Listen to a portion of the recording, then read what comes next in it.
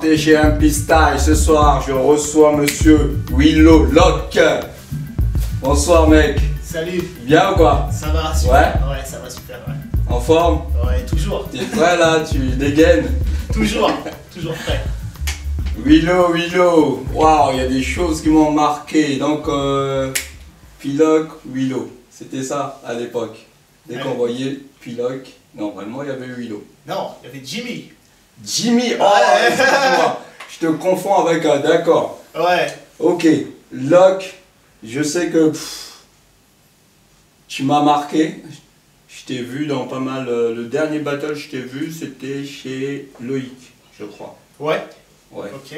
Ouais. Et... Urban Legend, ouais. Ouais. Ex-Urban Legend. Comme je te connais depuis un moment, je te suis, hein, moi les gens je suis en fait toutes les disciplines. Ouais. Et je sais que tu es monté en flèche. Ok, je te vois monter, j'espère que tu vas encore. On essaye de faire les choses bien. Ouais. Et franchement, je kiffe ce que tu fais et tout. Mais maintenant, vas-y, raconte-moi un peu ton parcours, d'où tu viens, qui t'a formé, qui t'a transmis. Donc moi je suis originaire de Bondy, dans le 93, donc très loin d'ici. Donc je vais parler que la partie locking parce que je sais qu'on n'a pas beaucoup de temps. Donc moi j'ai commencé en 2003. 2003, ouais, oh, c'est tout frais ça. Ouais, c'est un peu frais. D'accord. Avec Amar Agouni. Amar, ça me dit quelque chose, d'accord. Donc j'ai travaillé un an avec lui et ensuite j'ai rencontré Lady Deb parce qu'elle donnait des cours à Bondy. Et c'est elle qui m'a formé, donc qui m'a formé de A à Z, qui m'a appris toutes les techniques, qui m'a appris le locking. Et ensuite, à partir de là, on a travaillé entre 2004 et 2007 ensemble. D'accord. Et ensuite, on a créé les Time Room Lockers avec des anciens élèves à DL. Lady Del. Ouais. C'est bien parce que bon, tu fais partie des rares personnes aussi, parce que c'est une meuf, parfois on essaye de pas dire, et je sais que ça va lui faire plaisir. Ah ouais, moi j'ai aucun souci là-dessus. Moi, à partir du moment où c'est bien, il n'y a pas de souci. Moi, filles, garçons, nous dans les time rooms on est mixte, donc on a des filles, on a des garçons. D'accord. Il n'y a aucun souci, ouais, c'est l'idée. J'ai aucun souci à dire que c'est l'idée. D'accord, donc Lady Del et après? Et après, après j'ai fait mon petit chemin, entre guillemets, par moi-même. Ouais. J'ai rencontré beaucoup de monde, il y a beaucoup de monde qui m'ont inspiré. Des lockers français, des lockers étrangers, des OG, il y a Tony Gogo qui m'a beaucoup suivi. Aussi? Ouais, qui m'a beaucoup suivi, qui m'a beaucoup donné la force. Il y a aussi Tony Basile. Après, j'ai rencontré aussi des Suédois. Il y a un gars qui s'appelle Mané Funky Asparagus qui m'a beaucoup apporté, qui m'a fait beaucoup, qui est dans les OG en Suède et qui m'a vraiment beaucoup apporté. Et j'ai voyagé, j'ai rencontré des gens, j'ai fait plein de choses. J'ai toujours resté dans ma voie et continué à progresser. Que locking, ouais. D'accord, t'as pas d'autre que lock. Bah avant de faire le locking, avant de faire du locking, je faisais ce qu'on appelle la hype. Hype, ah ouais, voilà. C'est important ça. Voilà, j'ai commencé j'ai 30 ans, j'ai commencé quand j'avais à peu près 10 ans, avec des mecs de mon quartier, on savait pas trop de t'as des blazes ou pas? J'ai des petites bases. Non, des blazes, donc ça veut dire des mecs, bon t'avais 10 ans, les anciens là, est-ce que tu te souviens au moins d'un blaze Ah, des blazes? Ouais.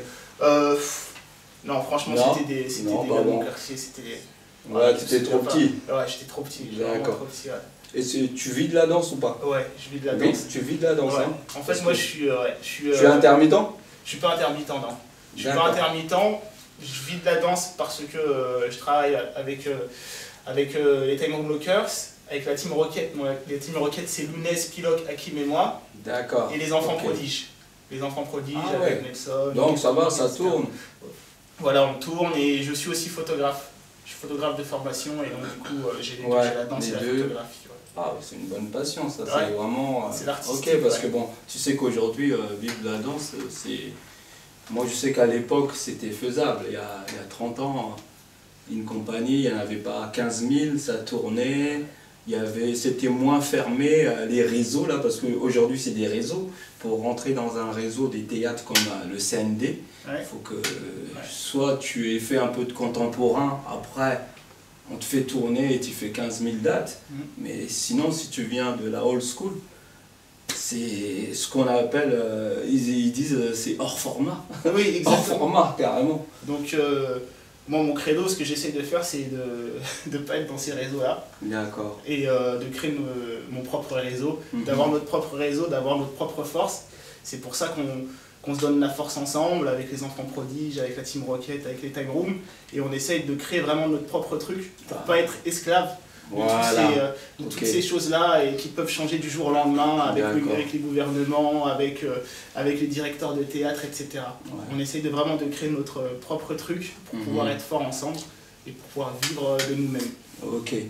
Bon, tu sais le bruit qui court là, le diplôme. Ouais. Ils veulent nous mettre un diplôme, t'en penses quoi? J'en pense quoi? Là, en fait, au niveau du diplôme, vu que j'étais très occupé, j'ai pas eu le temps de lire toutes les directives. Mais par principe, moi je suis contre, parce que le hip-hop c'est une culture de rue qui évolue, qui est en constante évolution. Mettre un diplôme, qui va donner le diplôme en fait, qui va donner les règles, parce qu'il y a des techniques qui arrivent tout le temps, il y a des choses qui arrivent tout le temps, il y a des nouvelles influences. C'est tout un mélange comment on pourrait faire ça, comment on pourrait déterminer qui est hip-hop ou pas. Et en plus un diplôme ça veut dire formation, c'est 3 ans. 3 ans, c'est quoi dans la vie d'un danseur hip-hop? C'est rien du tout. C'est même pas, comment dire, tu commences même pas à apprendre. Bien sûr. Alors, comprendre, c'est même pas la peine. Donc, un diplôme, moi, par principe, je suis contre, même si je connais pas tous les tenants et les aboutissants pour être totalement, comment dire, honnête. Ouais. Mais ouais, je suis totalement contre.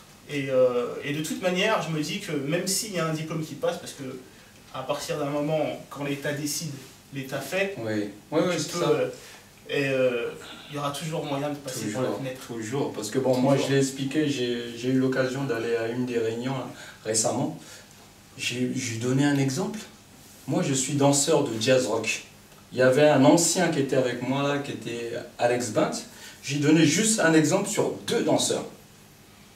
On pratique la même discipline, mais tu me vois danser, j'ai pas les mêmes appuis que Alex. Lui, il n'a pas les mêmes appuis que moi.